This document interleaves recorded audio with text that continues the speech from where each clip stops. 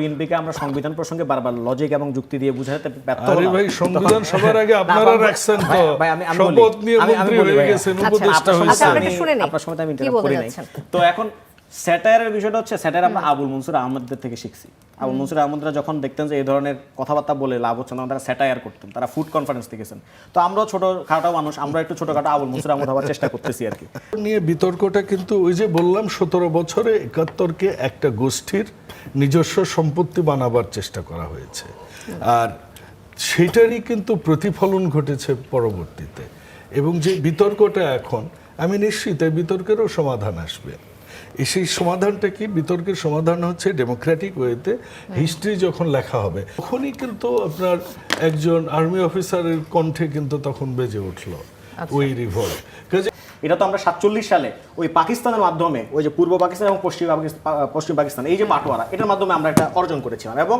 সেখানে একটা গুরুত্বপূর্ণ যুগ সন্ধিক্ষণ হচ্ছে আপনার জমিদারি উচ্ছেদ জমিদারি প্রথার উচ্ছেদ যেটা একটা রেভলিউশনারি কাজ যে এই জিনিসটা কোনো আলাপ আলোচনাতেই নাই যেটা পশ্চিম পাকিস্তানও পারে নাই কিন্তু এখানে কিন্তু বাংলাদেশের জনগণ কিন্তু করে দেখিয়েছে বাংলাদেশের যারা লেজিসলেটিভ অ্যাসেম্বলিতে ছিল তারা এটা করে দেখিয়েছে পৃথিবীতে ভালো সংবিধান লিখলে যে ভালো দেশ চালাতে পারবে ব্যাপারটা এরকম না পৃথিবীতে এখনো 30-35 দেশ এক নায়কতন্ত্র দেশ আছে ভালো ভালো সংবিধান আপনি চায়নার সংবিধান পড়ে দেখেন রাশিয়ার সংবিধান পড়ে দেখেন রাশিয়ার সংবিধান একটা কথা বলি না আমি এটা উদাহরণ দিচ্ছি ওটা এক্সাম্পল সেট করতেছি না সোভিয়েতের পতনের পরে 1993 সালে পৃথিবীর সবচেয়ে বড় বড় সংবিধান বিশ্বকে দাঁড়িয়ে রাশিয়ার সংবিধান মানেছে আজকে রাশিয়ার অবস্থা দেখেন সুতরাং সংবিধান লিখলে যে আপনার দেশ কালকে বাংলাদেশ সব মানে পিরাউলের দেশে যাবে এটা আমি মনে করি না হিসেবে স্টুডিওতে উপস্থিত রয়েছেন তিনজন সম্মানিত অতিথি পরিচয় করে দিতে চাই তাদের সাথে আমার ঠিক বাঁদিকে রয়েছেন সালেউদ্দিন সিফাত যুগ্ম সদস্য সচিব জাতীয় নাগরিক পার্টি এনসিপি তারপরে রয়েছেন ফজলে হুদা বাবুল সংসদ সদস্য বিএনপি এবং রয়েছেন doctor Rakib Al Hasan youth leader ও রাজনৈতিক বিশ্লেষক তিনজনকে স্বাগত জানাচ্ছি আমাদের আজকের কড়া আলাপের শুরুতে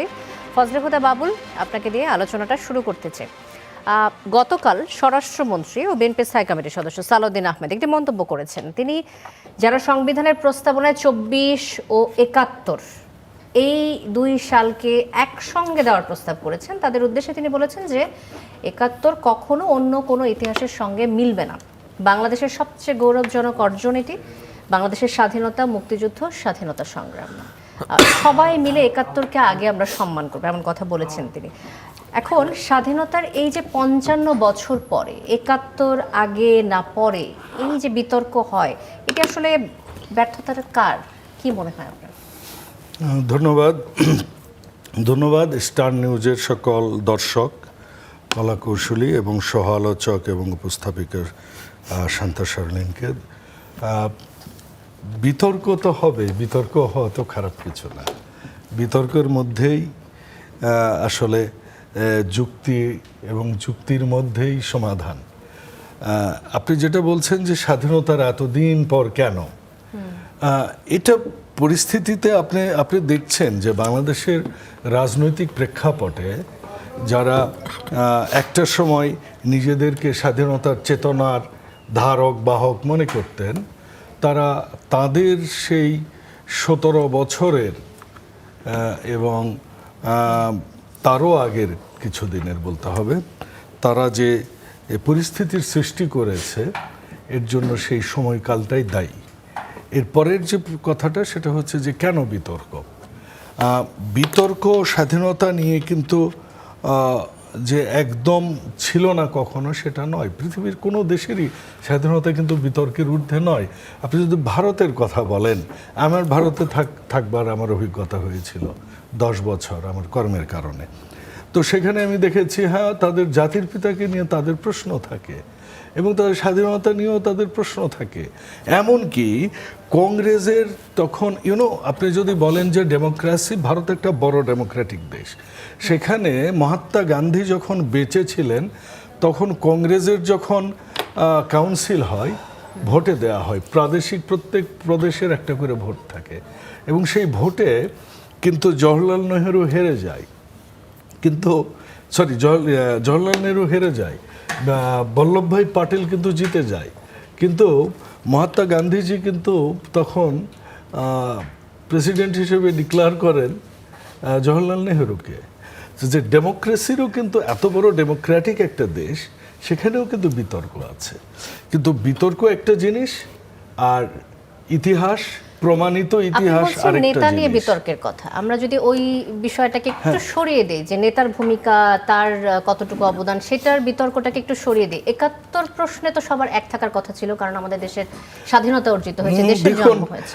এক কথায় যদি উত্তর দিই আপনাকে, উত্তরটা হয়তো পছন্দ হবে না। এক কথায় উত্তর হচ্ছে 71 নিয়ে তো বিতর্ক নেই, সবাই তো এবার জাতীয় স্মৃতিসৌধে গেলেন। এটা যদি আমি আপনাকে বলি, আর আপনি যেটা মিন করেছেন সেটাতে যদি আমি আসি, সেটা হচ্ছে যে 71 নিয়ে বিতর্কটা কিন্তু ওই যে বললাম 17 বছরে 71কে একটা গোষ্ঠীর নিজস্ব সম্পত্তি বানাবার চেষ্টা করা হয়েছে, আর সেটারই কিন্তু প্রতিফলন ঘটেছে পরবর্তীতে। এবং যে বিতর্কটা এখন, আমি নিশ্চিত এই বিতর্কেরও সমাধান আসবে। সেই সমাধানটা কি? বিতর্কের সমাধান হচ্ছে ডেমোক্রেটিক ওয়েতে হিস্ট্রি যখন লেখা হবে। আপনি দেখুন, যখন শহীদ প্রেসিডেন্ট জিয়াউর রহমান একজন বীর মুক্তিযোদ্ধা ছিলেন, একজন বীর উত্তম ছিলেন, বীর উত্তম শুধু না, উনি সেক্টর কমান্ডার ছিলেন, উনি জেট ফোর্সের অধিনায়ক ছিলেন, উনি সবার আগে বললেন উই রিভল্ট, উনি সবার আগে স্বাধীনতার ঘোষণা দিলেন। কিন্তু এই প্রসঙ্গে আমরা আসবো। হ্যাঁ, ওটাতে আসেন। কিন্তু দেখুন গত 17 বছরে ওনাকে কিভাবে রাজাকার পর্যন্ত বলা হয়েছে, রাজাকার বলা হয়েছে। কাজে আপনি যদি বিতর্কের কথা বলেন, বিতর্কের কথাটা কিন্তু ওই জায়গাতেই আমরা নিতে চাই। সেই বিতর্কটা তৈরি যারা করেছে, কারণ এই স্বাধীনতার সাথে গণতন্ত্রটা অপরিহার্য ছিল। 17 বছরের যে গণতান্ত্রিক আচরণ ছিল, 23 বছরের যে গণতান্ত্রিক আচরণ ছিল পাকিস্তানিদের বাংলাদেশিদের প্রতি যে বৈষম্য ছিল, সেখান থেকে তো আমাদের 71-এর স্বাধীনতা শুরু।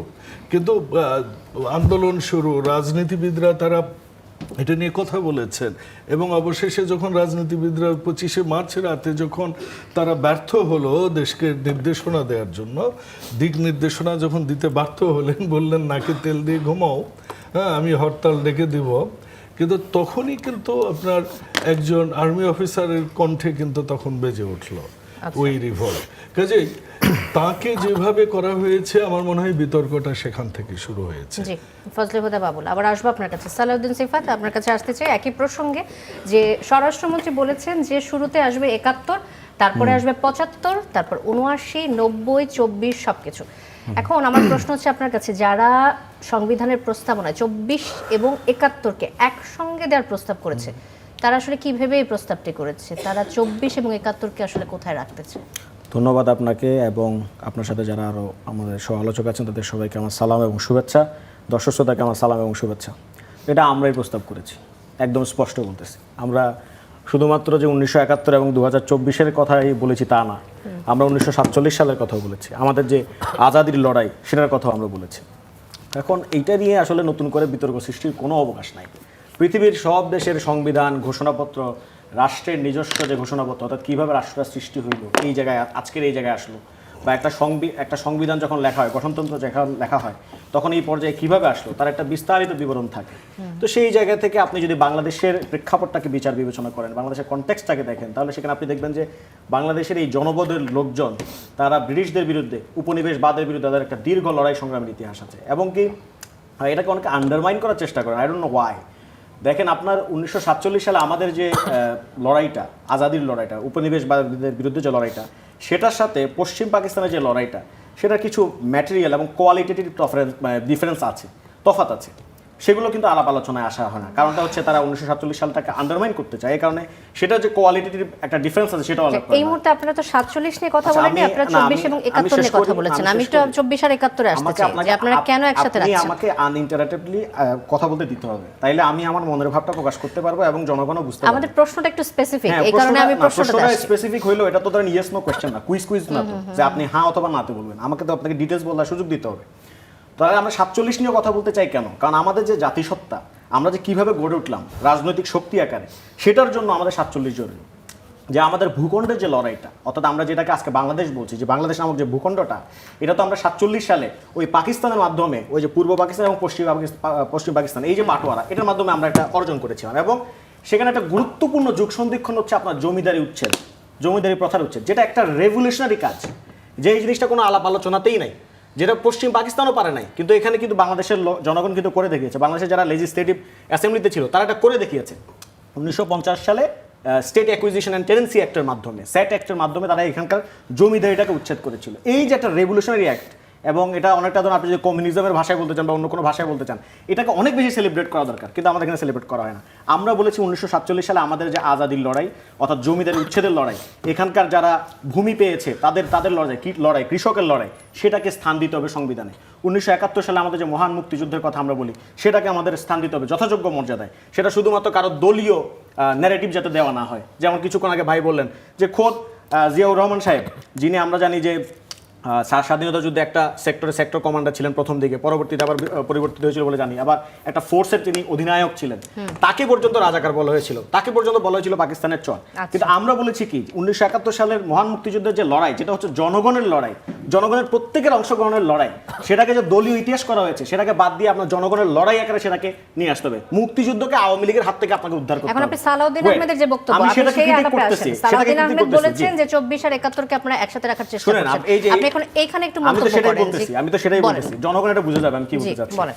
সেটা হচ্ছে আমি শুধুমাত্র সালাউদ্দিন ভাই যেটা বলেছেন যে 71 বা 24, আমি 71 বা 24-এ বলিনি, আমি বলছি আমি আরো আগ থেকে দেখতে চাই। বাংলাদেশের জনগণ যেভাবে গড়ে উঠেছে, বাংলাদেশের জনগণ রাজনৈতিকভাবে শক্তি আকারে যেভাবে বিকশিত হয়েছে, তার প্রত্যেকটা যুগ সন্ধিক্ষণকে আমি সংবিধানে অন্তর্ভুক্ত করতে চাই, তার প্রত্যেকটা যুগ সন্ধিক্ষণকে আমি সংবিধানে তুলে ধরতে চাই, যাতে করে মানুষজন বুঝতে পারে যে আমাদের যে লড়াই, আমাদের নাগরিকদের যে লড়াই, আমাদের জনগণ হয়ে ওঠার যে লড়াই, এটা শুধুমাত্র কয়েকটা আন্দোলন সংগ্রামের মধ্যে সীমাবদ্ধ না। রাদার এটার একটা বিশাল বড় সিলসিলা আছে, এটা একটা বিশাল বড়, আপনি ধরেন এখন যদি বলি উপনিবেশ বিরোধী লড়াই আমরা করছি, এটা আপনি বিশ্বের মঞ্চে বললে বিশ্বের মানুষজন এটা নিয়ে গর্ব করে। পৃথিবীর বিভিন্ন জায়গায় যারা উপনিবেশ বিরোধী লড়াই করেছে তারা এটা নিয়ে গর্ব করে। আমারও তো এটা নিয়ে গর্ব করার জায়গা আছে, মহান মুক্তিযুদ্ধ নিয়ে আমাদের গর্ব করার জায়গা আছে, 2024 নিয়ে আমাদের গর্ব করার জায়গা আছে। এখন যেখানে পৃথিবীব্যাপী যারা তরুণরা আছে তারা জেনজি আপরাইজিং করতেছে, সেটা নেপালে হোক বা অন্যান্য আমাদের আশপাশে শ্রীলঙ্কাতে দেখেছি বিভিন্ন আপনি জায়গায়। এগিয়ে রাখবেন 71 24। এখানে আপনি যে এটা করতেছেন, এই যে বিভাজনটা, আমি বিভাজন করছি না, আমি আপনাদের কাছে জানতে চাচ্ছি যে আপনারা কোনটাকে এগিয়ে রাখবেন। এখানে তো বাইনারি লড়াই না, শুনেন এখানে সালাউদ্দিন সিফাত, আমি স্পষ্ট আকারে আপনাকে বলছি এটা বাইনারি লড়াই না। সদস্য হ্যাঁ, আমি শুনেছি আপনি যেটা বলেছেন উনি 71 কে এগিয়ে রেখেছেন, আপনি এনসিপির সদস্য হিসেবে কাকে এগিয়ে রাখবেন? 2024 এর তুলনায় 71 তো অবশ্যই আপনার হিস্টোরিক ভাবে আপনি এগিয়ে থাকবে, এটা নিয়ে তো কোনো মানে প্রশ্ন নাই, কোনো প্রশ্নের অবতারণা নেই, আমরা কেউ করিও নাই। ইনফ্যাক্ট আমরা যখন বারবার বলেছি 47, 71, 2024 একসাথে আসবে, তখনও কেউ বলেছে হ্যাঁ 24-কে দিয়ে 71-কে ভুলিয়ে দেওয়া হচ্ছে। কোথায়, ওয়্যার ডিড ইউ সি যে 24-কে দিয়ে 71-কে ভুলিয়ে দেওয়া হচ্ছে? এইসব ন্যারেটিভ, বস্তা পচা ন্যারেটিভ যারা উৎপাদন করে বলতে চায়, তাদের একটা অসৎ উদ্দেশ্য আছে। তাই আমি অবাক হয়ে যাই, ইনফ্যাক্ট মুক্তিযুদ্ধ পরিবারের লোকজন যারাও 24-কে ধারণ করতেছে তাদেরকে পর্যন্ত বলা হয় যে তারা নাকি মুক্তিযুদ্ধকে অস্বীকার করে। তো আমরা এটা নিয়ে আসলে বিচলিত হই না, যেখানে খোদ জিয়াউর রহমান তাকে পর্যন্ত কিছু লোকজন বলেছিল পাকিস্তানের চর। এখন যারা মুক্তিযুদ্ধের পক্ষে শক্তি আকারে হাজির হচ্ছে নানা মিডিয়াতে, নানা বিভিন্ন সভা সেমিনারে, তাদেরকে কখনো দেখি নাই যখন জিয়াউর রহমানকে রাজাকার বলা হয়েছে, জিয়াউর রহমানকে যখন মুক্তিযুদ্ধের বিরোধী শক্তি হিসেবে আখ্যা দেওয়া হয়েছে, তারা কেউ একটা বিবৃতি লিখছে, এখন তো এক হাত লম্বা বিবৃতি দেয়, তখন তাদের এক চুল পরিমাণ বিবৃতি আমরা দেখি নাই। সুতরাং তাদের কথায় আমরা বিচলিত হই না। আমরা আমাদের প্রস্তাবনায় স্পষ্টভাবে বলেছি আমাদের 47-এর আজাদীর লড়াই আছে, 1971 সালের মুক্তিযুদ্ধের লড়াইয়ের কথা আমরা বলেছি, 2024-এর লড়াইয়ের কথা বলেছি। এটা একটা হিস্টোরিক কন্টিনিউয়েন্সে কে আগে কে পরে এইসব বিতর্কে ঢুকায়ে মানে এটা প্রমাণ করার চেষ্টা যে আচ্ছা অমুক 24-কে দিয়ে 71-কে ভুলিয়ে দেওয়া হচ্ছে, এইসব বস্তা পচা ন্যারেটিভ বাংলাদেশে চলবে না এবং জনগণ আর মানে আপনি সবগুলোকে গুরুত্ব দিচ্ছেন এবং আচ্ছা it is our struggle, part of our struggle. আমি আবার আসবো আপনার কাছে সালাউদ্দিন সিফাত। ডক্টর রাকিব আল হাসান আপনার কাছে আসতে চাই। একদিকে স্বরাষ্ট্রমন্ত্রী বলছেন 71-এর উপর কিছু নেই, অন্যদিকে ছাত্র নেতৃত্ব 24-এর অভ্যুত্থানকে সমান্তরাল গুরুত্ব দিতে চায়। এই দুই প্রজন্মের আদর্শিক সংঘাত দীর্ঘমেয়াদে কি কোনো প্রভাব ফেলবে কিনা, কি মনে হয়? জি, আপনাকে ধন্যবাদ। আমার সমালোচক এবং দর্শকদেরকে সালাম এবং শুভেচ্ছা। যদি আপনি সংঘাত চালিয়ে যান তাহলে সংঘাত প্রভাব ফেলবে, এটা হচ্ছে এক নম্বর কথা। সেকেন্ড কথা হচ্ছে, ধরুন আমি একটু ভিন্ন অ্যাঙ্গেলে চিন্তা করতে চাই। ধরুন আমাদের আমেরিকা দিয়ে একটা উদাহরণ দিতে চাই। আমেরিকার হাওয়ার্ড জিন একটা বিখ্যাত বই লিখেছিলেন যে people's history of the United States. বইটি লিখেছিলেন যে 80-র দশকে আমেরিকার স্বাধীনতার 200 বছর পরে, স্বাধীনতার 200 বছর পরেও সে আসে দেখালো যে আমেরিকার প্রতিষ্ঠাতা জর্জ ওয়াশিংটন না শুধু ফাউন্ডিং অফ মেম্বার্স দিয়ে আমেরিকা বা ফাউন্ডিং অফ মেম্বার্স ফিমেল দিয়েও হতে পারে, নানা ধরনের একটা অ্যাঙ্গেলকে তিনি প্রতিস্থাপিত করার বা উপস্থাপন করার চেষ্টা করেছিলেন।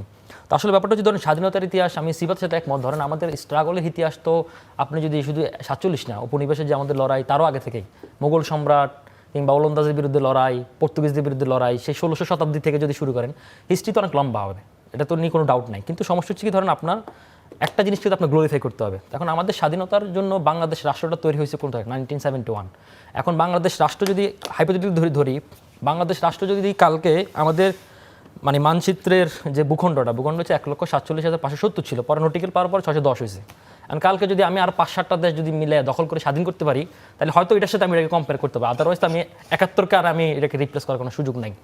আরেকটা বিষয় হচ্ছে ধরেন 1971 আমাদের কান্ট্রির নাম কি? আমাদের কান্ট্রির নাম হচ্ছে পিপলস রিপাবলিক অফ বাংলাদেশ।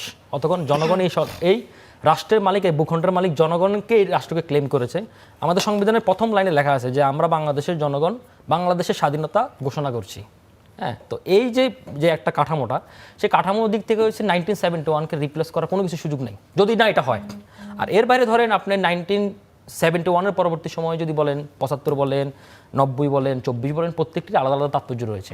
আর এই মুহূর্তে যেহেতু জেনজি একটা রেভলিউশন চলছে বা জেনজি যে আকাঙ্ক্ষাটা, নতুন বাংলাদেশের আকাঙ্ক্ষাটা, এবং আমাদের জেনজি জেনারেশনটা যেটা মনে করে যে তারা বিগত 55 বছরে আপনি যেরকম এগুলো সমাধান পাননি, তারাও মনে করে যে বিগত 55 বছরের মধ্যে একটা রাষ্ট্রকে রাষ্ট্র হিসেবে তারা দেওয়া হয়নি। এই যে একটা ক্ষোভ, এই যে একটা বঞ্চনা, এই যে একটা ইতিহাস, তো সেটার জন্য তাদের কাছে এই জিনিসটাকে আসলে ছোট করার কোনো সুযোগ নেই। মানে I am also part of this game, এই চ্যাপ্টারে আমি একজন পার্ট। তো সুতরাং এটাকে আমরা ধারণ করি, আগামী রাজনীতিকে এটাকে ধারণ করতে হবে, আগামী বাংলাদেশকে সেটা ধারণ করতে হবে, তবে কোনোভাবেই 71কে রিপ্লেস করার কোনো সুযোগ আমি দেখি না। সুতরাং 71কে ফার্স্ট প্রায়োরিটি। তারপরে ধরেন এখন আপনি ধরেন কনস্টিটিউশন যদি ফেলে দিয়ে নতুন কনস্টিটিউশন না লেখেন, পুরাতন কনস্টিটিউশনকে যতবারে কাটাছেড়া করেন এটা অ্যামেন্ডমেন্ট হবে, আর যাই আপনি যোগ করবেন তফসিল হবে, অথবা হবে সুপ্রা কনস্টিটিউশন হবে। সুতরাং 71টা একটা নির্দিষ্ট একটা লেভেলে থাকবে, তার পরবর্তী সময় এটা আপনি বিভিন্ন লেয়ার হিসেবে, বিভিন্ন রুলস হিসেবে এটা আপনাকে দেখার সুযোগ রয়েছে, বা বিভিন্ন ল্যান্স হিসেবে, কিন্তু 71কে রিপ্লেস করার আমি কোনো সুযোগ মানে আপনি দেখি না। সালাউদ্দিন আহমেদের এই বক্তব্যের সাথে অনেকটাই একমত বলা যাচ্ছে। একমত কিনা আমি আমার অ্যাঙ্গেলটা বললাম। আরেকটা বিষয় হচ্ছে ধরুন, আরেকটা আমি একটু যুক্ত করি আপনাকে, ধরুন মানে স্বাধীনতার ইতিহাসটা, হিস্ট্রি হচ্ছে কি আপনি কাউকে জোর করে লিখতে পারেন। হিস্ট্রি একটা নদীর মানে স্রোতের মতো প্রভাবান প্রক্রিয়া। যেমন হাওয়ার্ড জিন 200 বছর পরে এসে যে উনি যে এই বক্তব্য উপস্থাপন করবেন, এই যে ওনার থিসিসটা জনগণের সামনে, তার রাষ্ট্র জনগণের সামনে যে উপস্থাপন করবেন, এটা তার জনগণ ভাবিনি, এবং এটাকে কিন্তু একটা আলোড়ন সৃষ্টি করেছে। সুতরাং 71কে রিপ্লেস করার কথা বলেনি, 71 এবং 24কে একসঙ্গে দেওয়ার না, আমি তো বললাম যে আমি তো বললাম বলা নতুন সংবিধান যদি আপনি না লিখতে পারেন, তাহলে আগের সংবিধানকে যতবারে কাটাছাড়া করবেন এটাকে বলে যে অ্যামেন্ডমেন্ট বলে, অথবা তফসিল হিসেবে যোগ করবেন, বা কিছু একটা সুপ্রা কনস্টিটিউশন কোনো একটা লেভেলের নাম দেবেন, কিন্তু একদম এক্স্যাক্টলি কনস্টিটিউশন তো আপনার নাম দিতে পারতেছেন না। সুতরাং 71 যদি আমাদের যদি এরকম কোনো সুযোগ থাকে যে কোনো দেশকে দখল করে ফেলবো, করে মানচিত্রে যোগ করবো বা অন্য কিছু করবো, তখন এটার সাথে আমি এটা কম্পেয়ারের সুযোগ তৈরি হয়। আদারওয়াইজ কি 71-এর নিচে সবগুলো পড়বে। ধরেন 71 হচ্ছে 1, বাকিগুলো 1.1, 1.2, 1.3 এই লেভেলে এইগুলো যাবে। আমার দৃষ্টিভঙ্গি এটা সেম। জি, আবার আসবো আপনার কাছে। ফজলে হুদা বাবুল, আবার আপনার কাছে আসতে চাই। কিছুক্ষণ আগে সালাউদ্দিন সিফাত একটি কথা বলছিলেন যে জিয়াউর রহমানকে নিয়ে বিভিন্ন ধরনের মন্তব্য যখন আগের সরকারের আমলে বা বিভিন্ন সময় হয়েছে, তখন কোনো নেতার কাছ থেকে কোনো মন্তব্য শোনা যায়নি, কিন্তু এখন লম্বা লম্বা বিবৃতি শোনা যায়। আমি বলেছি যারা তথাকথিত রাজনৈতিক বিশ্লেষক, জি, তথাকথিত রাজনৈতিক বিশ্লেষক, আপনি এই প্রসঙ্গে কি যারা narrative বলতে চান? দেখুন, প্রথম কথা হচ্ছে যে কেউ যে বলেননি সেটা নয়। আমাদের প্রয়াত এমাজউদ্দিন স্যার, আমি এমাজউদ্দিন স্যার আত্মার মাগফিরাত কামনা করছি, সকল মুক্তিযোদ্ধাদের আত্মার মাগফিরাত কামনা করছি, এবং সেই সাথে যেটা মুক্তিযুদ্ধের মাস, মুক্তিযুদ্ধের ঘোষক শহীদ প্রেসিডেন্ট জিয়াউর রহমান এবং আমাদের গণতন্ত্রের মা আপসীর নেত্রী বেগম খালেদা জিয়ার রুহের মাগফিরাত কামনা করছি। তো যাই হোক, সেটা হচ্ছে যে করেননি এমন লোক কিন্তু নাই, মানে ছিল না এমনটা নয়। এমাজউদ্দিন স্যার বলেছেন, অধ্যাপক মাহবুবুল্লাহ স্যার বলেছেন, আমরা বুদ্ধিজীবী নয়, আমরা রাজনৈতিক কর্মী, ক্ষুদ্র কর্মী, আমরাও ব্যাপক বলাই বলেছি।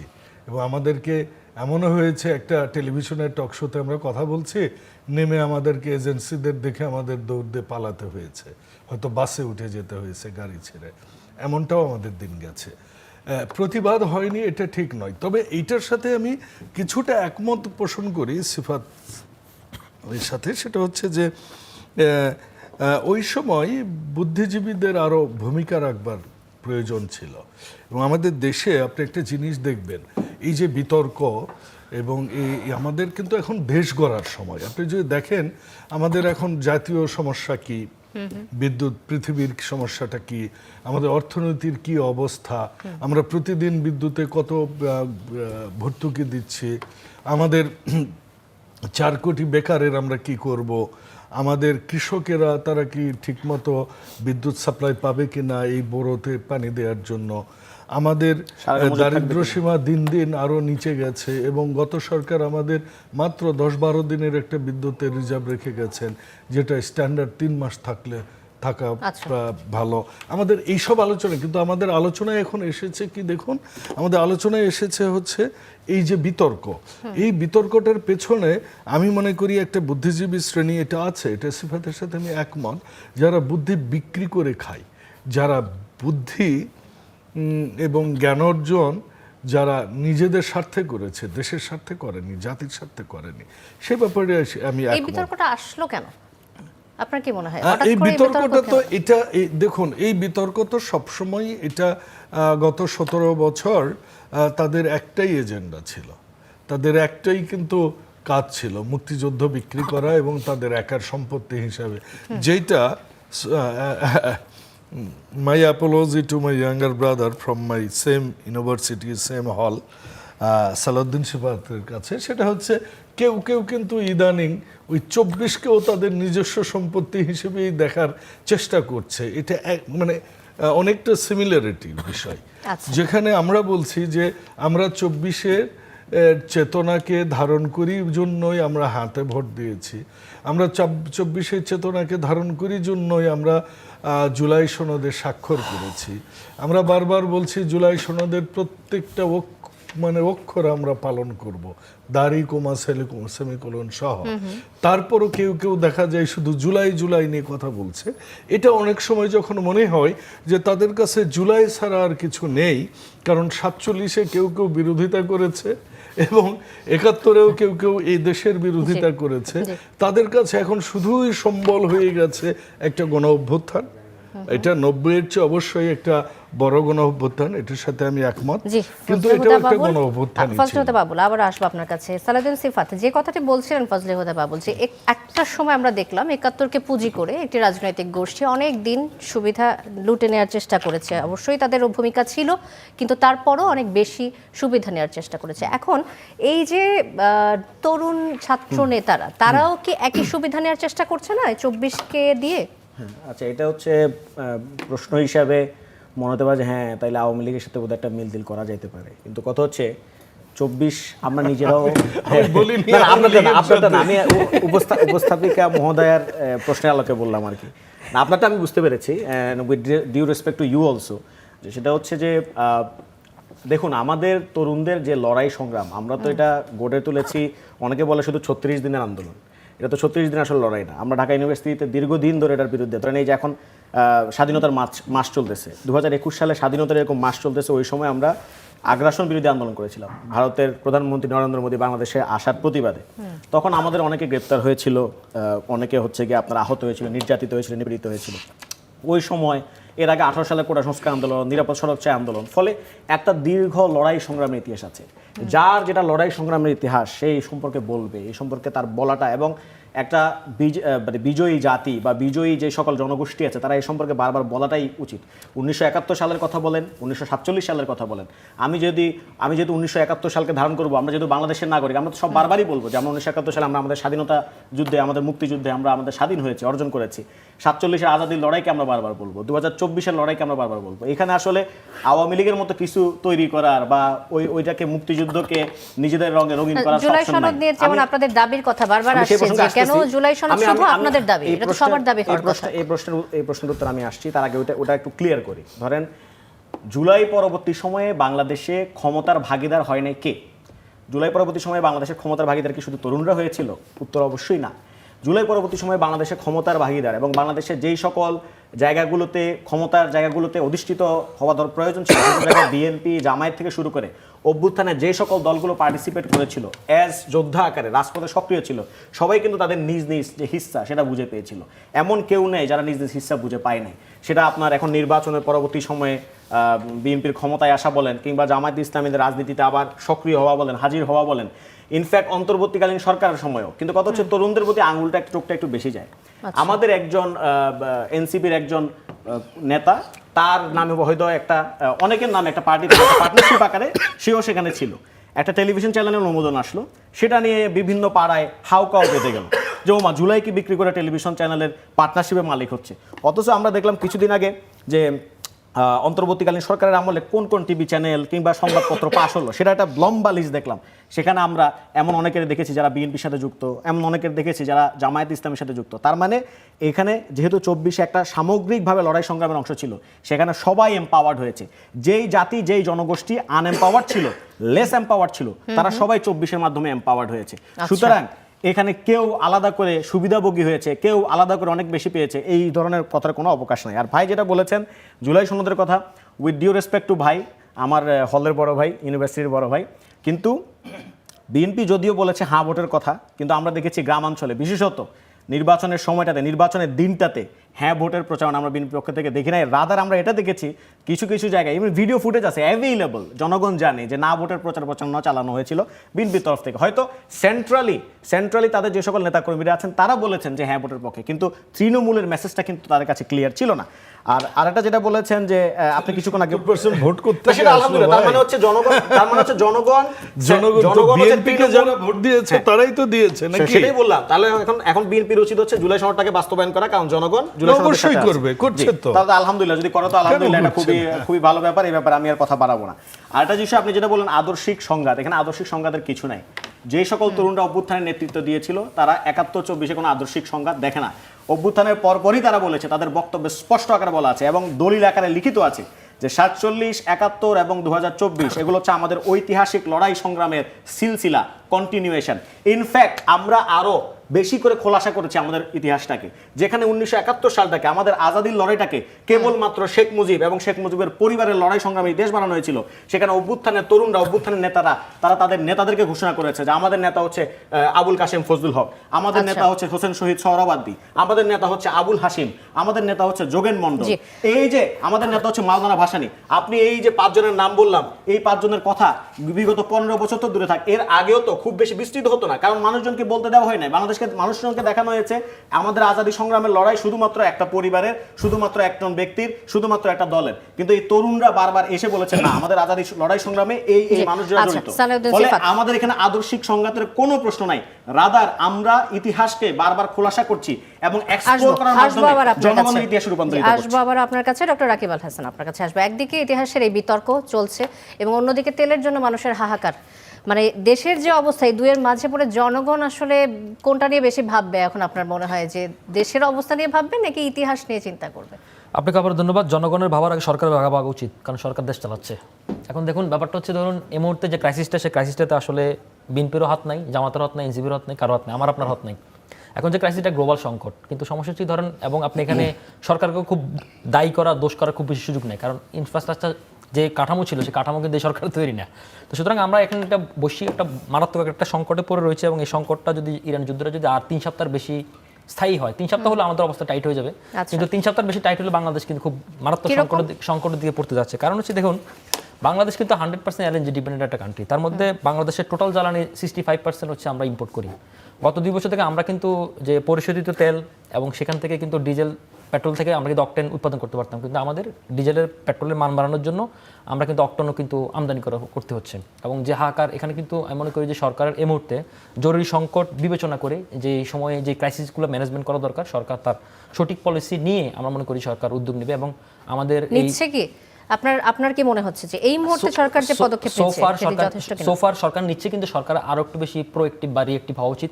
আমি জ্বালানি বিশেষজ্ঞ না, কিন্তু ইন জেনারেল সেন্স আমি বলতেছি, সেটা হচ্ছে ধরুন আমাদের যে সরকার, মানুষের মধ্যে কিন্তু একটা ফোবিয়া কাজ করতেছে যে আসলে তেলের মতো সংকট, পেট্রোল পাম্প বন্ধ হয়ে যাচ্ছে, এই জাতীয় কিছু। তাই মনে করি ধরুন আমাদের কিন্তু কোভিডের সময় যে আমরা মিডিয়া সেল তৈরি করা বা রেগুলার আপডেট দেওয়া, আমি মনে করি যে সরকার কতটুকু সরকার কাছে রয়েছে, বা সরকার কিন্তু আলটিমেটলি বাজারটা এটা কিন্তু সরকার কিন্তু ভর্তুকি দিচ্ছে। ইন জেনারেলি আমরা কিন্তু মানে ফার্টিলাইজার মানে সারে এবং হচ্ছে তেলে, এনার্জিতে কিন্তু আমরা সরকার প্রচুর পরিমাণে ভর্তুকি দেয়। এখন বেশি পরিমাণে ভর্তুকি দিলে কিন্তু সরকার আবার অর্থনৈতিক ক্রাইসিসে পড়ে যাবে। সামনে কিন্তু আমাদের বাজেট অধিবেশন হচ্ছে, তো আমাদের কিন্তু 2 অধিবেশন হয়ে গেল, আগামীকাল আমাদের 3য় অধিবেশন। আমি মনে করি যে এই বিষয়গুলো সংসদে আলোচনার মাধ্যমে সরকার জনগণকে সাথে নিয়ে এবং কি বিরোধী দলকে সাথে নিয়ে সরকার সঠিক উদ্যোগ নেবে। এবং আপনার যে প্রশ্নটা, সেটা হচ্ছে কি জনগণ আসলে বিভ্রান্ত হয়ে যাচ্ছে। এখন দেখুন ইতিহাসের বিষয়টা কিন্তু একটা চলমান প্রক্রিয়া, সেখানে কিন্তু আপনি জোর করে এটাকে মানে ত্বরান্বিত করতে পারবেন না ক্যাটালিস্ট হিসেবে, অথবা আপনি এটাকে থামিয়ে দিতে পারবেন না। তো ইতিহাসের জায়গাটা ইতিহাস চলবে, কিন্তু আমরা মনে করি যে ধরুন কিছু কিছু জায়গায় আমাদের রাজনৈতিক সমঝোতার মাধ্যমে, একটা পলিটিক্যাল সেটেলমেন্টের মাধ্যমে এবং আন্ডারস্ট্যান্ডিংয়ের মাধ্যমে একটা পিক পয়েন্টে আসা উচিত, দরকার, কারণ রাষ্ট্রটা এখন একটা যে ভঙ্গুর অবস্থায় এই সরকারটা দায়িত্ব নিয়েছে, এই সরকারের উপর কিন্তু প্রচণ্ড প্রেশার। আমার পাশে একজন সংসদ সদস্য রয়েছে, উনি আর ভালো বলতে পারবেন। তো ব্যাপারটা হচ্ছে ধরুন আমাদের এই নানা ক্রাইসিসের মধ্যে দিয়ে আমি মনে করি যে ধরুন আমরা সরকারকে কীভাবে সহযোগিতা করা যায় বা সরকারকে কীভাবে পরামর্শ করা যায়, আরও বেশি অ্যানালাইট করা যায়, এই বিষয়গুলোতে আরও বেশি ফোকাস হওয়া উচিত। এবং আমি মনে করি যে আপনাদের টিভি টকশোগুলো আসলে সেদিকে বেশি আলোকপাত করা উচিত। জি, ধন্যবাদ। এই পলিসির বিষয়গুলোতে আমরা আসবো, তবে তার আগে ফজলে হুদা বাবুল, আপনার কাছে আরেকটি বিষয়ে আসতে চাচ্ছি, সেটি হচ্ছে জিয়াউর রহমান স্বাধীনতার ঘোষক। এই কথাটি আপনার দলের নেতা স্বরাষ্ট্রমন্ত্রী সালাউদ্দিন আহমেদ জিয়াউর রহমানকে স্বাধীনতার ঘোষক হিসেবে দাবি করেছেন, অথচ এনসিপি একে সংবিধানের লঙ্ঘন বলছে। সংবিধান ও ইতিহাসের এই যে সংঘাত, এটিকে আপনারা কিভাবে সমাধান করার কথা ভাবছেন? ধন্যবাদ। এনসিপি বলবার অধিকার আছে, বাক স্বাধীনতায় বিএনপি বিশ্বাস করে। আপনি জানেন ৭৫ পরবর্তী সময়ে যখন মাত্র 4টা পত্রিকা ছিল, তখন বিএনপি এসে গণমাধ্যমকে স্বাধীন করলো, সকল রাজনৈতিক দলকে তা রাজনীতি করার অধিকার দিল, এমনকি আওয়ামী লীগ পর্যন্ত পুনর্নিবন্ধিত হলো। এটা বিএনপির রাজনীতির ভিত্তি, এবং বিএনপি এই রাজনীতিতে বিশ্বাস করে মানুষের বাক স্বাধীনতায়, কাজেই কথা বলতে পারবে তারা তাদের মতো করে, এটা তাদের অধিকার, কথা বলবার অধিকার।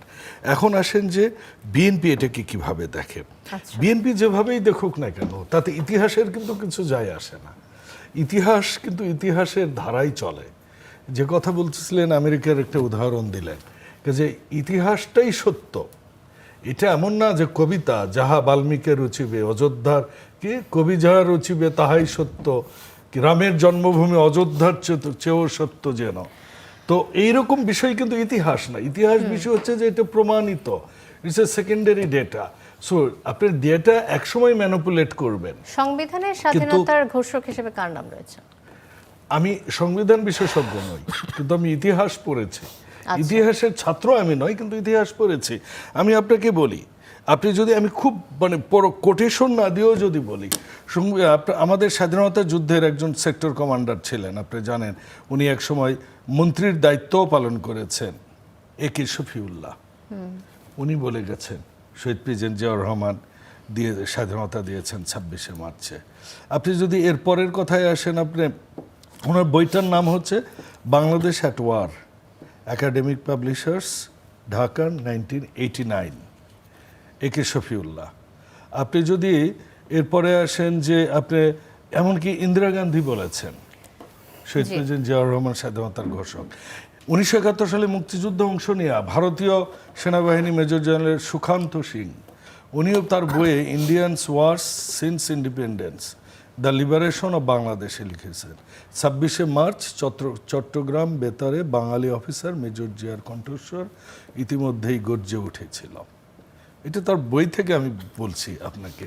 আপনি যদি এর পরে আসেন, ইন্দিরা গান্ধী 1971 সালের 6 নভেম্বর কলম্বিয়া বিশ্ববিদ্যালয়ে এক বক্তৃতায় বললেন, স্বাধীনতার ডাক এসেছিল শেখ মুজিব গ্রেপ্তার হবার পরে, তার আগে নয়। আমার জানা মতে তিনি কোনো সময় স্বাধীনতা ঘোষণা দেননি। এরপরে আসুন, এটি ইন্দিরা গান্ধীর কথা, কিন্তু আমাদের কারো লেখা না, বিএনপির কেউ কারো লেখা না কিন্তু এই কথাটা। এবং এটার কিন্তু একদম যদি হুবহু ইংরেজি বলি, the Cry for independence arose after Sheikh Mujib was arrested and not before. He himself, so far as I know, has not asked for independence even now. Bangladesh documents volume 11। এটা মুক্তিযুদ্ধের, মানে এটা হচ্ছে ভারতের ইন্দিরা গান্ধীর কথা।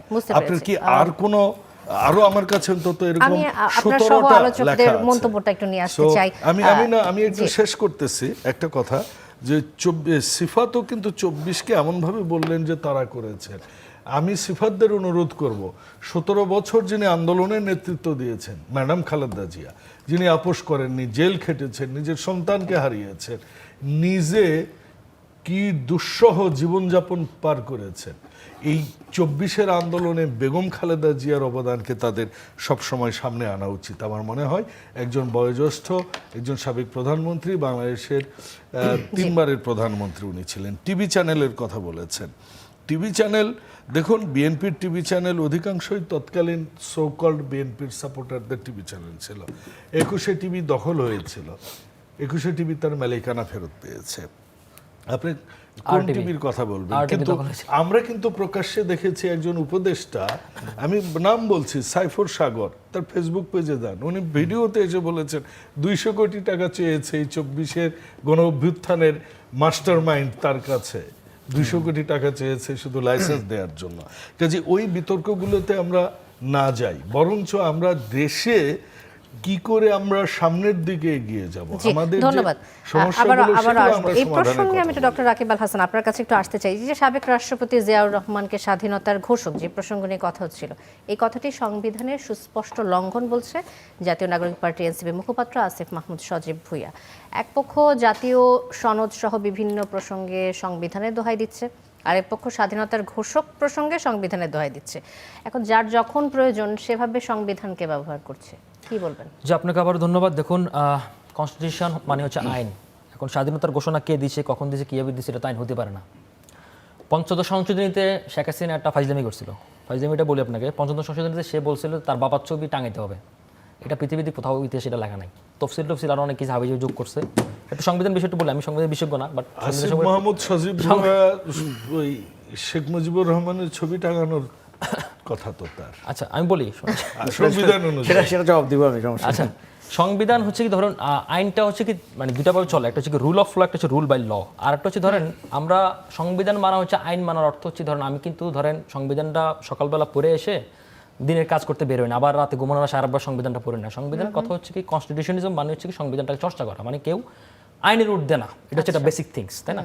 এখন এর বাইরেও একটা কথা টার্ম আছে যে ইনস্ট্রুমেন্টাল কনস্টিটিউশনিজম, অর্থ হচ্ছে ধরেন আপনার বাইপাস করে সংবিধানে চেঞ্জ করে তারপরে জনগণের উপর চাপিয়ে দেয়। শেখ হাসিনা সেটাই করছিল। পঞ্চদশ সংশোধনীতে তত্ত্বাবধায়ককে উঠাই দিছে, তফসিলে তার বাবার ছবি টবি বাধ্যতামূলক করছে, করিডোরে সে করছে, তোমরা আবার জনগণটা মানতে হবে, as like as Kim Jong Un. তো এখন ব্যাপারটা হচ্ছে ধরেন এটাতে কি আছে না আছে, আমি তো আগেই বললাম যে কনস্টিটিউশনে কি হলো না হলো কোনো কিছু না, এগুলো জাস্ট একটা পলিটিক্যাল আন্ডারস্ট্যান্ডিংয়ের ব্যাপার, 1 নম্বর পয়েন্ট। সেকেন্ড পয়েন্ট হচ্ছে ধরেন পঞ্চদশ সংশোধনী কিন্তু ইন্টারিমের আমলে আংশিক কিন্তু বাতিল করে দেওয়া হয়েছে, তাই না?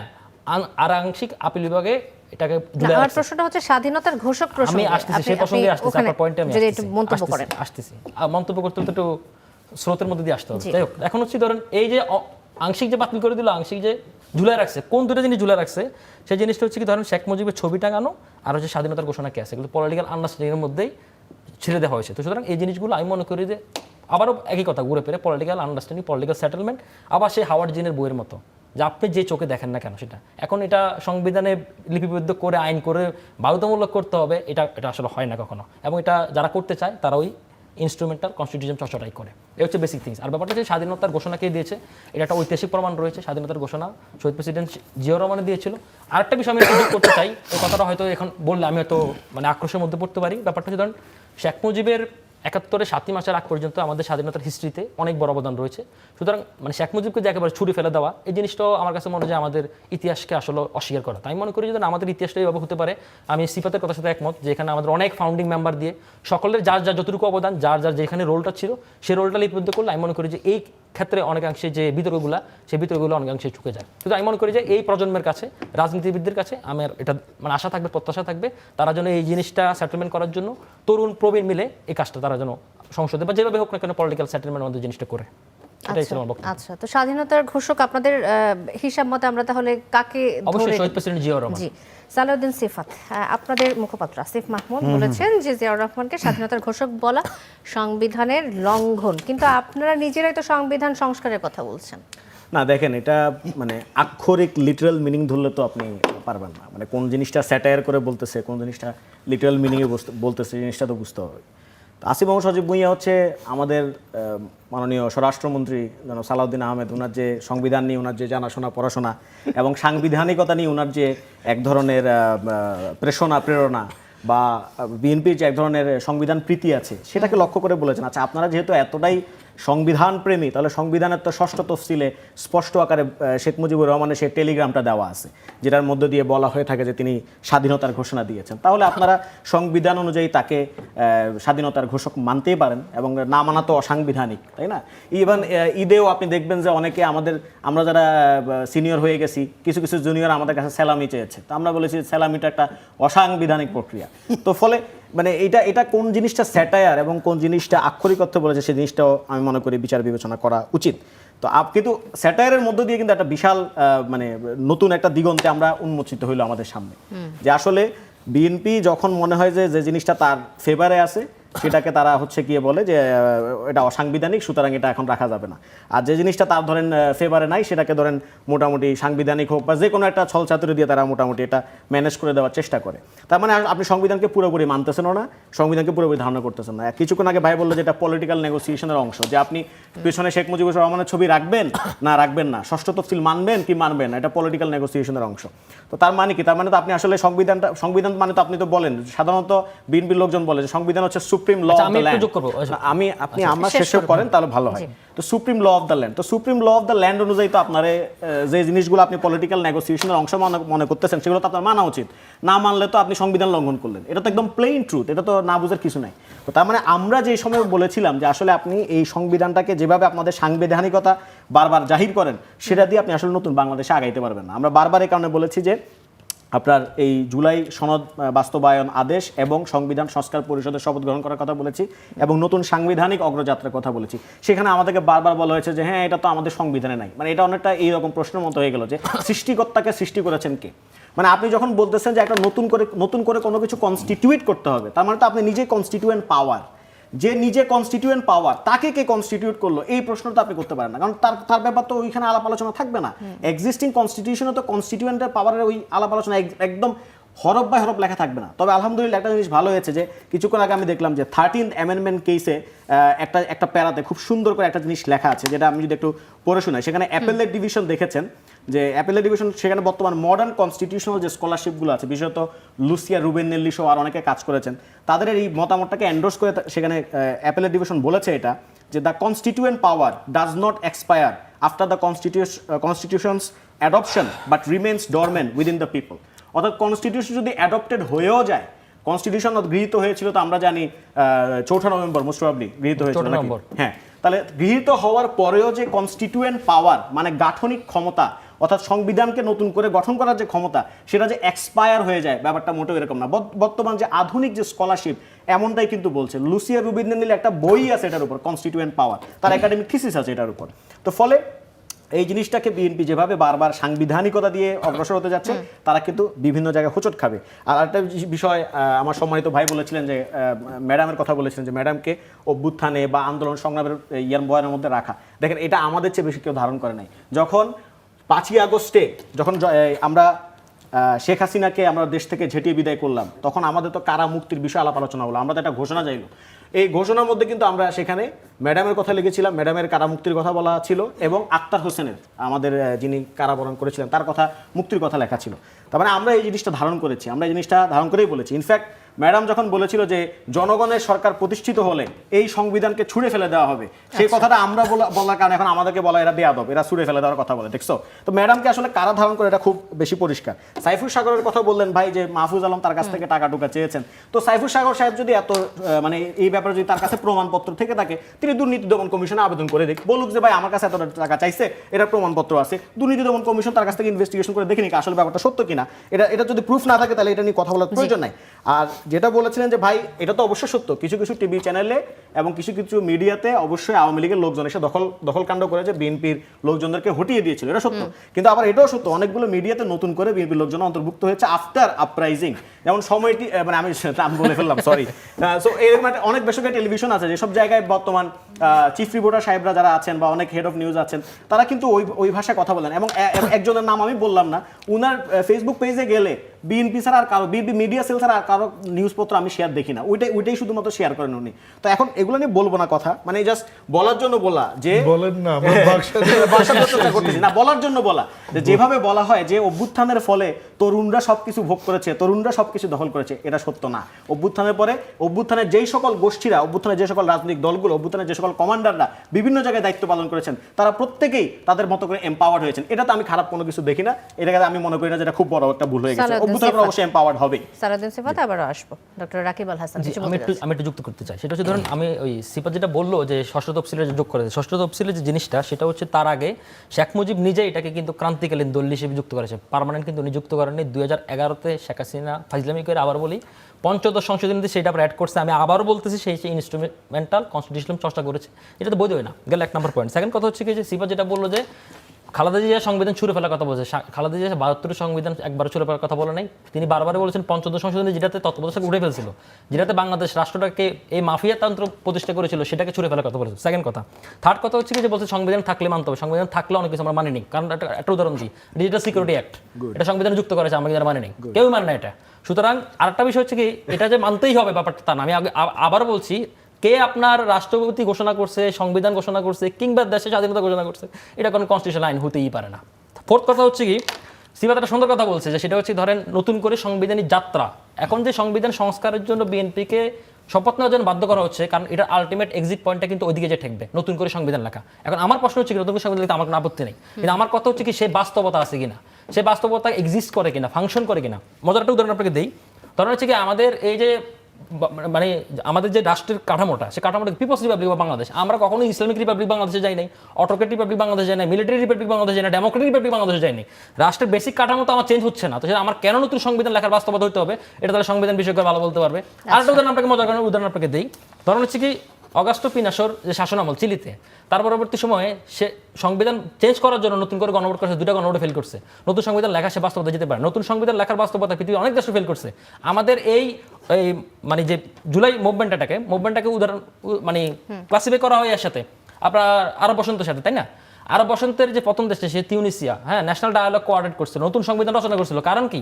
কারণ তখন এটা এক ন্যায়তন্ত্র কাঠামো ছিল। হাসিনা তো ধরেন এটাকে বানায় নেয় যে পিপলস রিপাবলিক অফ মুজিব বা মুজিব রিপাবলিক অফ বাংলাদেশ বা হাসিনা মুজিব রিপাবলিক অফ বাংলাদেশ, এই জাতীয় কিছু করার নেই। সুতরাং সে যে চর্চাটা করেছে সেটা হচ্ছে কি তার এক্সপেরিমেন্টাল কনস্টিটিউশন চর্চা করেছে, সেটা যেন বন্ধ হয়, সেটার দিকে নজর দেওয়া উচিত। সুতরাং আমাদের মূল ফোকাসটা সেদিকে থাকা উচিত। তার পাশাপাশি রাষ্ট্রের গঠনের জন্য, রাষ্ট্রের এই অর্থনৈতিক ক্রাইসিসের মুহূর্তের মধ্যে বাংলাদেশ রাষ্ট্রটা 55 বছর বয়সেও যে এই জায়গায় আসতে পারেনি, সে ব্যর্থতার দায় মাথায় নিয়ে পলিটিক্যাল পার্টিগুলোকে রাষ্ট্রের জন্য, জনগণের জন্য, জনগণের বৃহত্তর স্বার্থের জন্য কাজ করা উচিত বলে আমি মনে করি। বাকি আলাপ সব ফাওয়ালাপ। ডক্টর রাকিব আল হাসান, আবারও আসার চেষ্টা করবো আপনার কাছে। আমি ফজলে হুদা বাবুল এই প্রসঙ্গে কিছু যোগ করতে চান কিনা, সেই সাথে আরেকটি বিষয় আপনার দৃষ্টি আকর্ষণ করছি। ময়মনসিংহের মুক্তাগাছে প্রধানমন্ত্রী তারেক রহমানকে নিয়ে ফেসবুকে আপত্তিকর পোস্ট শেয়ার করার অভিযোগে আজিজুল হক নামের একজনকে আদালতের মাধ্যমে কারাগারে পাঠিয়েছে পুলিশ। মুক্তাগাছা উপজেলা জামাতের আমির শামসুল হক বলেছেন যে আজিজুল হক দায়িত্বশীল কোনো পদে না থাকলেও সমর্থক, এক দলের সমর্থক বলে উল্লেখ করেছে। এখন প্রধানমন্ত্রী তারেক রহমানকে নিয়ে ফেসবুকে পোস্ট শেয়ার করা একজনকে 54 ধারে জেলে পাঠানো হয়েছে। আপনারা যখন বিরোধী দলে ছিলেন তখন ডিজিটাল নিরাপত্তা আইনের বিরোধিতা করেছেন বিভিন্ন সময়, এখন আপনারা কি একইভাবে ওই আইনকে ব্যবহার করছেন? হ্যাঁ, ধন্যবাদ। আমি দুই সহ-আলোচকের একটু কথা বলি। প্রথম কথা যেটা বলেছেন সালাউদ্দিন সিফাত, সেটি হচ্ছে যে সাইফুর সাগরের যে কথা, ওখানে কিন্তু সার্জিসেরকে নিয়ে গিয়েছিল, এটা ওপেন পেজে ঘুরছে। এটার মধ্যে বরঞ্চ যদি তাদের কোনো কথা থাকে, তারা বরঞ্চ মানহানির জন্য কোর্টে যাবে। উনি তো বলছেন আমি এটার তো ইনজাস্টিস হয়েছে, কাজেই এইটার জন্য উনি যাবেন দুদুকে, উনি তো এটাতে এগ্রি হননি। Number one, let me finish, you did your job. Okay, second thing হচ্ছে উনি বারবার একটা কথা বলছেন, বিএনপি যেহেতু সংবিধান প্রেমী সেহেতু কেন নয় এইটা, যেটা রাকিব দারুণভাবে বিশ্লেষণ করেছেন এবং খুব টোটকা একটা কথা বলি। সেটা হচ্ছে যে দেখুন, গরু কিন্তু ঘাস খায়, মানুষ গরু খায়, তো মানুষও ঘাস খায়।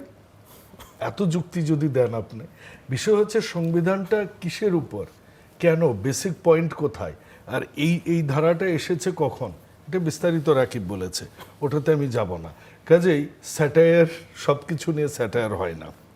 লাস্ট কথা হচ্ছে বিএনপি কোনোদিনও পলিটিক্যাল ছলচাতুরি করে না। বিএনপি যা বলে তাই করে, আর সেটাই করে যেটা ধারণ করে। আর বিএনপি যত কাজই করে সব জনগণের জন্য করে।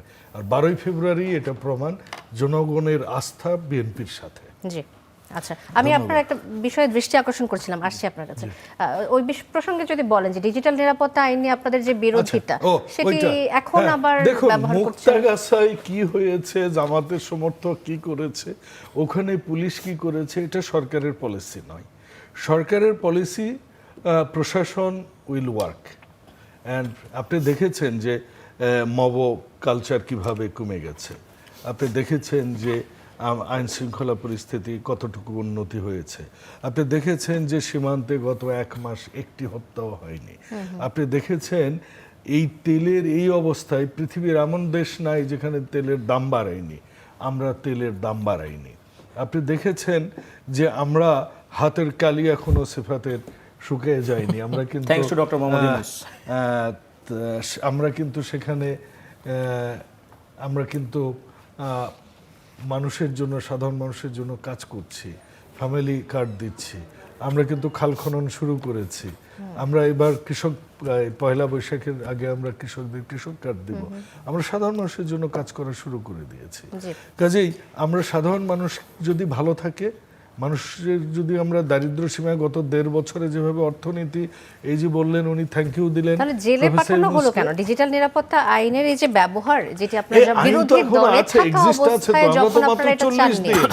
আচ্ছা, আমরা তো মাত্র 40 দিন, তো এই 40 দিনে আইনটা আমরা সবাই মিলে কাজ করব এটাকে করবার জন্য, বাট এটা সরকারের পলিসি নয়। আপনি জানেন যে এক সময় শিশির ভট্টাচার্য জনাব তারেক রহমানকে নিয়ে, আমাদের মাননীয় প্রধানমন্ত্রীকে নিয়ে এক সময় কিরকম কার্টুন আঁকতেন, উনি কিন্তু কোনোদিনও এইটা নিয়ে রিয়াক্ট করেননি। এবং আমরা ওই আবারও বলছি, আমরা মুক্ত তথ্যেই আমরা বিশ্বাসী, যুক্তিবাদী সমাজ গঠনেই বিএনপি বিশ্বাসী। ধন্যবাদ। ডক্টর সালাউদ্দিন সিফাত কিছু যোগ করতে চাচ্ছিলেন? না, আপনি তো বলেছেন আমাকে সময় দেওয়া হোক, যে তো মাননীয় স্পিকার আমাকে সময় দেওয়া হোক। স্যাটারের কথা ভাই যেটা বললেন, উইথ ডিউ রেসপেক্ট, বললেন যে সব জায়গায় আসলে স্যাটার হয় না, কিন্তু ইস্যুটা হচ্ছে যখন বিএনপিকে আমরা সংবিধান প্রসঙ্গে বারবার লজিক এবং যুক্তি দিয়ে বুঝাতে ব্যর্থ হলাম। আরে ভাই, সংবিধান সবার আগে আপনারা রাখছেন তো, শপথ নিয়ে মন্ত্রী হয়ে গেছেন, উপদেষ্টা হয়েছেন। আপনার সময় আমি ইন্টারাপ্ট করি নাই। তো এখন স্যাটায়ারের বিষয়টা হচ্ছে, স্যাটায়ার আমরা আবুল মনসুর আহমদদের থেকে শিখছি। আবুল মনসুর আহমদরা যখন দেখতেন যে এই ধরনের কথাবার্তা বলে লাভ হচ্ছে না, তারা স্যাটায়ার করতেন, তারা ফুড কনফারেন্স দেখেছেন। তো আমরাও ছোটখাটো মানুষ, আমরা একটু ছোটখাটো আবুল মনসুর আহমদ হওয়ার চেষ্টা করতেছি আর কি। আর সাইফুর সাগরের বিরুদ্ধে যেটা বললেন যে সাইফুর সাগর সাহেব যদি প্রমাণ থেকে থাকে, এটা তো একটা ফৌজদারি অপরাধ, কারো কাছ থেকে ঘুষ চাওয়া, তো ওনার কাছে যদি প্রমাণ থেকে থাকে তাহলে উনি দুর্নীতি দমন কমিশনে যাক, কারণ উনিই তো এগ্রিড পারসন, তার স্বাভাবিকভাবে তার কাছে তারই তো যাওয়া উচিত। আর আরেকটা প্রসঙ্গ যেটা বললেন যে ম্যাডাম যে বলেছিলেন যে আমরা এই সংবিধানটাকে ছুঁড়ে ফেলে দিব, তখন রাকিব ভাই বললেন, সমালোচক, উনি বললেন যে এই সংবিধান আসলে ওইভাবে বুঝান নাই। উনি ম্যাডাম বলতে চেয়েছিলেন যে এই সংশোধনীর মাধ্যমে কেয়ারটেকার গভর্নমেন্টটাকে নাকচ করে দেওয়া হয়েছিল, বাতিল করা হয়েছিল। এখানে আসে গুরুত্বপূর্ণ পয়েন্ট, কেন আমরা নতুন সাংবিধানিক অগ্রযাত্রার কথা বারবার বলি, তার কারণটা হচ্ছে বেসিক স্ট্রাকচার ডক্ট্রিন। বাংলাদেশের সাংবিধানিক যে জুরিসপ্রুডেন্স, সেখানে একটা ডক্ট্রিন আছে, নাম হচ্ছে বেসিক স্ট্রাকচার ডক্ট্রিন, অর্থাৎ মৌলিক কাঠামো।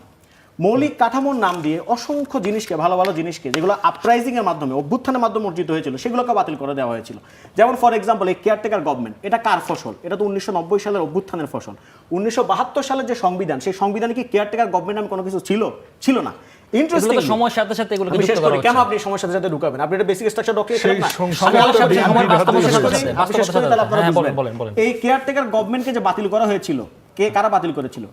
এই কেয়ারটেকার গভর্নমেন্টকে তো কোর্ট রায় দিয়ে বাতিল করেছিল। আচ্ছা, কোর্ট কি যুক্তি দেখিয়েছিল? কোর্ট যুক্তি দেখিয়েছিল এটা যে এই কেয়ারটেকার গভর্নমেন্ট সিস্টেমটা, এটা আমাদের কনস্টিটিউশনের বেসিক স্ট্রাকচার তথা মৌলিক কাঠামোর সাথে সাংঘর্ষিক, সুতরাং যেহেতু সাংঘর্ষিক সেহেতু এটা ইল্লিগাল। তো আমরা যে কেন নতুন সাংবিধানিক অগ্রযাত্রার কথা বলতেছি, যাতে করে এই সো কল বেসিক স্ট্রাকচার ডক্ট্রিনটা ভবিষ্যতে আর কেউ ইনভোক করতে না পারে। জুলাই সনদ বাস্তবায়নের কথা আমি বলছি, আমি একটা বাক্য দিয়ে শেষ করি, সেটা হচ্ছে ধরুন পৃথিবীতে ভালো সংবিধান লিখলে যে ভালো দেশ চালাতে পারেন, ব্যাপারটা এরকম না। পৃথিবীতে এখনো 30-35 দেশ, এক নায়কতন্ত্র দেশ আছে, ভালো ভালো সংবিধান। আপনি চায়নার সংবিধান পড়ে দেখেন, রাশিয়ার সংবিধান পড়ে দেখেন। রাশিয়ার সংবিধান একটা কথা বলি না, আমি এটা উদাহরণ দিচ্ছি, ওটা এক্সাম্পল সেট করতেছি না।